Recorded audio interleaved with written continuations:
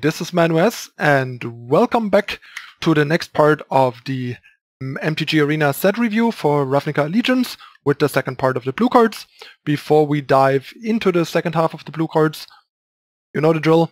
Hit the subscribe button if you're new to the channel, turn on the notification icon to not miss out the rest of the series, and please consider whitelisting YouTube on your adblock to help support the free content. And now on to the cards.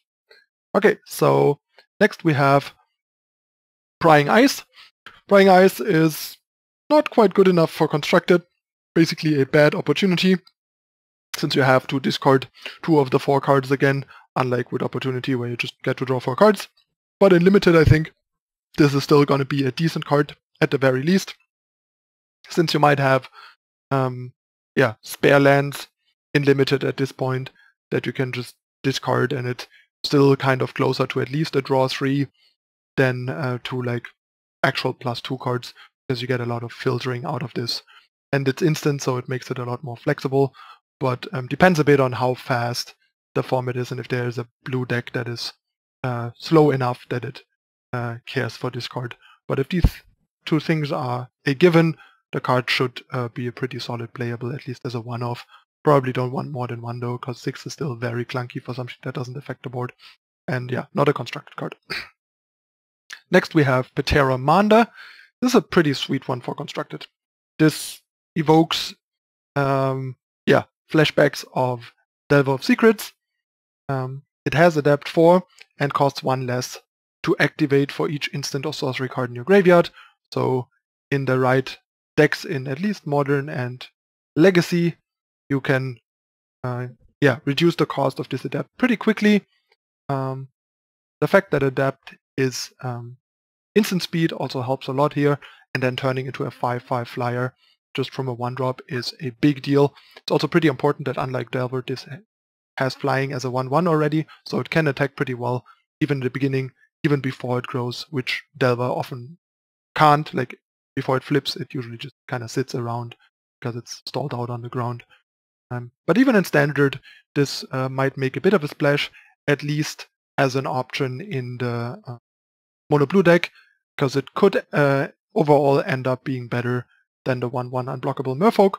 Sure, flying is not quite as good as unblockable, but the fact that this can turn into like a Tempest Djinn level threat later should definitely make up for that. So I see this replacing the unblockable Merfolk in Standard in the mono blue deck and make a big splash in Modern and Legacy and Delver style decks. This alone might revive some form of Delver deck now that you have like 8 Delver type cards. This is a really big deal outside of Standard, and even in Standard it's fine. And in Limited, I mean, not bad. Like your deck is a bit more aggressive. It's pretty sweet, especially if you have a couple of spells. At some point you will have some mana left. This will cost 5/6 to adapt, and then it's still a really good late game threat. So even in Limited, this seems like a very solid pickup. Next we have Quench. It's official, Mana Leak is too good for Standard these days, unfortunately. So we get Mana Leak inverse, basically miscalculation without the cycling. It's still fine, but a bad Rune Snack or a bad miscalculation is definitely a lot worse. Both of these cards were fine. Like Rune Snack was actually pretty good because the second one was so much better, while here the second one is going to be terrible most of the time. And in case of a miscalculation, the second one at least could cycle, so it wasn't blank, it was just not a counter. So basically miscalculation being worse than Rune Snack probably, and this being worse than miscalculation is a pretty big step down, but I still probably can see this making a bit of a splash in Standard, but obviously not anywhere else. But even in Standard, it's probably only going to be playable as like a 1-off or 2-off maybe. Depends a bit, but yeah, it's pretty easy to pay. Like a lot of decks can play around it pretty quickly, especially decks that go longer and even have mana acceleration potentially, like Land of Elves and stuff. So not the most reliable. Once again, might be a nice addition in small numbers in the mono blue deck, the mono blue tempo deck. So I could see this being decent 2-off in that deck, for example. I'm not sure if you want more than 2, but 2 seems okay. And also plays better with the proactive nature of the deck, giving the opponent less time to kind of slow down the game and play around it. But outside of decks that pressure, this is definitely a lot worse, like in control decks. But they might still want some number, like 1 or 2, for the early game. Not sure. In limited, this doesn't seem very good. Like counters like this are not that great in limited. You kind of want to hit, with counters you often want to hit the high impact bombs of your opponent, and this is not remotely reliable to do that. So you'd rather have like a 4-cost hard counter in limited a lot of the time than cost soft counter, especially if it's a bad soft counter. So I would assume this is not going to be very good in limited. Okay, on to the next card. Next we have Sage's Row Savant, not Sage's Row Saint. I would assume the reference here. Yeah, Saints Row isn't really intended, but it's kind of what came to mind. But yeah, anyway, we had this 2-cost 1/3 with Scry 2 a while ago. This is a 2/1, making it actually a bit worse against aggro, but a bit better in proactive stuff. But yeah, I don't really see Mono Blue Tempo really wanting this, and doubt any other deck that has more than one color really cares for this in Constructed, like in Standard. So I don't think it's going to be relevant. The 1/3 with Scry 2 was at times a sideboard card against aggressive decks, because a 1/3 is a pretty good deadline against decks a lot of the time. But yeah, this, unfortunately. So gonna be just a limited card. But in limited, I think this might actually be a lot better than the 1/3, because the 2/1 provides a better clock and trades a bit better, and the 1/3 is just gonna be outclassed fairly quickly and limited when the opponent's deck isn't built around a bunch of small creatures. So yeah, seems like a very, very nice, very solid job in limited. Then we have Senate Courier, the Azorius card, like we had the Orzhov 1-drop with the black activation cost in white. Now we have the blue card with the white activation cost for Azorius. It's a 3-cost 1/4 flyer. It's pretty solid, like it blocks really well on the ground and in the air. And yeah, later if you have mana to waste that you don't need anymore, pay 2 mana, give it vigilance and attack for free for 1 damage. Not a lot of pressure, but just a nice option. Like all in all, we had the 3-cost 1/4 reach in Guild of Ravnica that was pretty solid in green, and this is arguably quite a bit better. So this seems like a very solid to limited 3-drop for the format for more defensive decks, at least. Next we have Shimmer of Possibility, basically a sorcery speed, alchemy without flashback. Look at the top 4 cards of your library, put 1 of them into your hand, and the rest on the bottom of your library in a random order. Actually, it's kind of worse than alchemy since it doesn't put the cards in your graveyard, so it gives you graveyard synergy. So yeah, clearly not a constructed card. Oh, actually, I just noticed it actually costs 2. So this is quite good, actually. For whatever reason, I had it saved in my 3, but yeah, it's 2, so this is basically a sorcery speed impulse, which is kind of sweet. Like, we haven't had impulse in basically since the first impulse. I think there was a reprint in 6th edition, and that was it, because it was kind of considered too much digging for 1 card and the cost. But yeah, impulse is back. It's sorcery this time, which is fine. Definitely gonna be a lot worse, but there's a lot less instant speed game in a way these days than there was in the past. Definitely more playable than it would have been in the past. And yeah, this might actually see play in Standard. Not 100% sure, since the sorcery speed is pretty restrictive still for the kind of decks that want these effects. But yeah, digging 4 cards deep for 2 mana is a pretty good deal. Yeah, kind of nice, since Anticipate even saw some constructed play, but the fact that it only saw 3 cards for 2 mana was pretty awkward. So getting 4 cards in trade for the instant speed might be worth it. We'll have to see if it ends up playable. Could go either way, it's kinda close. But in limited, this seems pretty solid to me. Not too great, it's a bit dirtily, but it digs pretty deep, like it sees 10% of your deck. Or at the time you cast this, like almost 15% of your deck, which is pretty deep, so gets you to your bombs a lot more likely. Okay, next we have Skatewing Spy, another adapt card. So 4 cost 2/3. Each creature you control with a +1/+1 counter on it has flying, so that's already pretty nice. And it obviously can turn itself into a flyer 2 turns later for 6 more mana. You can turn it into a 4/5 flying with adapt and giving itself flying with its static ability. So yeah, seems like a very strong limited card, but definitely not a constructed card. But yeah, in limited, in a powerful uncommon that you probably can easily first pick, seems really strong, especially with enough synergies in like Simic. Next we have Skitter Eel, another very solid adapt card, just basically a Hill Giant, 4 mana 3/3, but in blue Hill Giants are arguably a bit better than in some other colors because they're usually a bit understated in blue. And then adapt, giving you the option to turn this into a 5/5 for 3 more mana, and that at instant speed. So yeah, this is pretty strong. Like, what can I say? It seems like a premium common in blue, most likely, especially with all the synergy. Gatewing Spy. Kinda impressed by the rate of this for blue card in limited. Next we have Slimebind, an aura with flash, and the enchanted creature gets -4/-0. Basically you get the combat trick value, plus if the creature somehow doesn't die, it cripples the creature permanently.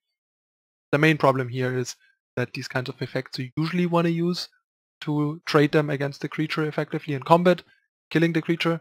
So if the card works out as planned, it kind of doesn't matter that it's an aura. It would be just as good as an instant, and instants like that aren't that great. And if it survives, something went wrong. So I guess it's a kind of nice-ish to have this contingency when something goes wrong, but given that we had cards like Dazzling Light that do this for 1 mana and give you like, I think Surveil 2, was it? While being an instant rather than an aura, seems like a much better deal. This is pretty underwhelming, even though it's like an aura with flash. If it ends up being worse than an instant that would be cheaper and does something in addition, you're not getting a very much worse deal than flash aura in fight that where it being an aura is actually an upside, where kind of irrelevant. Just makes the card more. Next we have Sphinx of Foresight. It's kind of a cool one. Like if you have this in your opening hand, you can reveal it, and if you do, you get to scry 3 at the beginning of the first upkeep. Scry 3 is pretty powerful. The guesstimate roughly is that scry 3 is roughly worth drawing a card, so this is pretty strong, theoretically. Then you just get like a 4 mana 4/4 flying. At the beginning of your upkeep you get to scry 1. Not sure if this is gonna end up seeing play in standard. Definitely at a power level that makes it a consideration. One of the most obvious decks on a blue tempo doesn't really want it because it costs 4 and it's worse than the 3-drop Djinn. So you don't really want this in a deck. Like Frank Carsten did an article, put some calculations on how much more likely you are to find your Curious Obsession with this in your deck. But the thing is, that also means you have to have this 4-drop in your deck, which you really don't want. And it's just good overall. But yeah, it's definitely an interesting card. Also the kind of effect that is pretty unique and might even make it definitely pop up in some combo decks. But not unlikely. And in limited, of course, this is a premium rare, just easy first pick. Next we have Swirling Torrent, 6 cost sorcery, so pretty expensive, but you get to choose one or both, put target creature on top of its library, and return target creature to its. It's a pretty big tempo swing, kind of costly, but basically being a 1/1 by putting one on top of the library and bouncing another one for free is a pretty nice tempo boost. It often win you the game the turn you cast this, result in a win like the next turn maybe. So this is a pretty strong finisher, just a bit limited by its cost and sorcery. But yeah, you can even, for example, put one of the creatures on top of the library, bounce one of your creatures to use it, or it has a negative on it and stuff. Aside from being a bit expensive, this is essentially limited uncommon. Just depends a bit on the speed, how good it really is. But more often than not, this is premium uncommon, I think, in limited. Yeah, but clearly not constructed play. Next we have Sword Collapse, basically cancel, but in addition, the spells controller mills the top 3 cards from the deck. So just a mill cancel. Nothing too impressive. Also, you can't control who gets milled, just the control of the spell that's being countered. Not really something you can use advantage by countering the opponent's spell and milling yourself. You would want that. Just kind of offensive.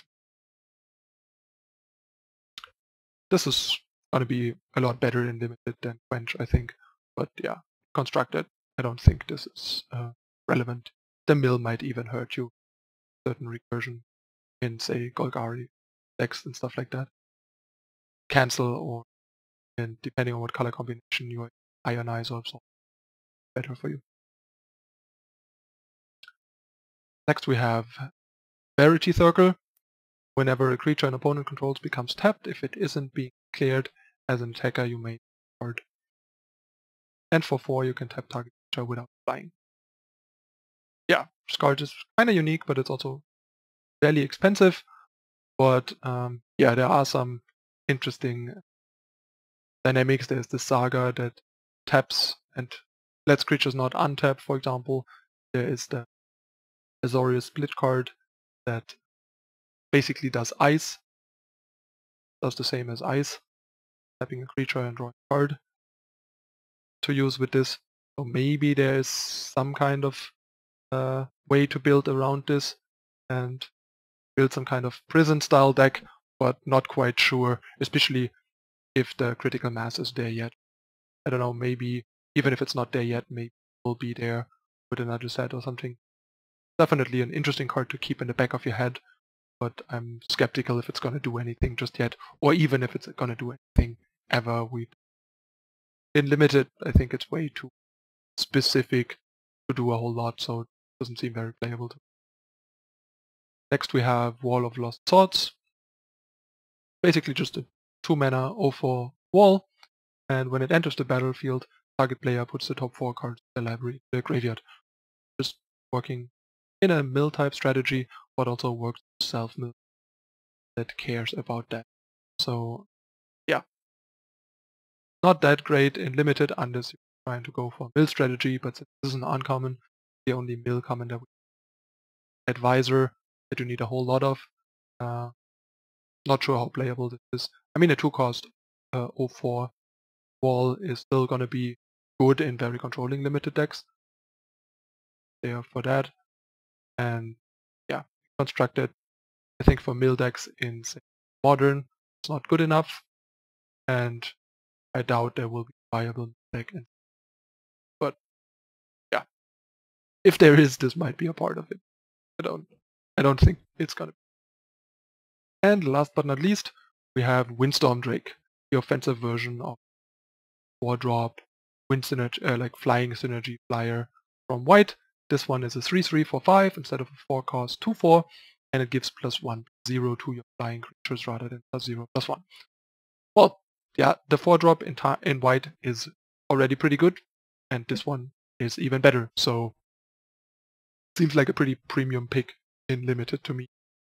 And further fosters the classic like blue-white guys type strategy that I mentioned a couple review in limited. But yeah, not a constructed card, obviously.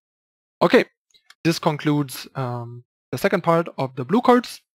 As usual, hope you guys enjoyed it. If you did, hit the like button, share it with your friends, leave a comment, and if you haven't yet, subscribe to the channel, turn on the notification icon to not miss out on the rest of the series. I'll be back tomorrow with part 1 of the black cards, and then we'll work our way through the rest of the set. in the coming week. That's it again for this time. One last thing, please. If you haven't yet, please consider whitelisting YouTube on your ad block to help support content for free. That would really mean a lot to me. Thanks for watching, everyone. I'm your host, ManuS. I'll see you next time.